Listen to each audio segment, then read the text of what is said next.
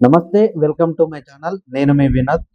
Demon Pavan తండ్రి దుర్గప్రసాద్ మంగళవారం తుది శ్వాస విడిచారు. గత కొన్నేళ్లుగా క్యాన్సర్ వ్యాధితో బాధపడుతున్న ఆయన అనారోగ్యంతో కన్నుమూశారు. Demon Pavan Bigg Boss house లో ఉన్నప్పుడు స్టేజ్ పైకి వచ్చి కొడుకు గెలవాలని ఆకాంక్షించారు. ఆ టైంలో ఆయనకి ఓపిక లేకపోయినా కూడా అనేక ఇంటర్వ్యూలు ఇచ్చి తన కొడుకు ఎంత కష్టపడి ఆ స్థాయికి వచ్చారో చెప్పుకొచ్చారు.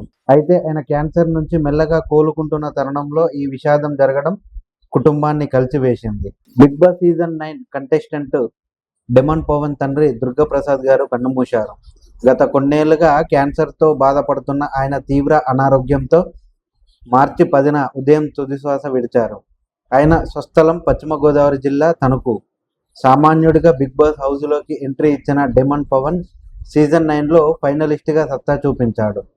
కొడుకు బిగ్ బాస్ హౌస్లో ఉండడంతో అతని గెలుపు కోసం కదల్లేని స్థితిలో కూడా గట్టిగానే పోరాడారు దుర్గప్రసాద్ గారు. ఒక పక్క క్యాన్సర్ కబలిస్తున్నా కూడా కొడుకు బిగ్ బాస్ టైటిల్ గెలవాలని గట్టిగా కోరుకున్నారు దుర్గప్రసాద్ గారు.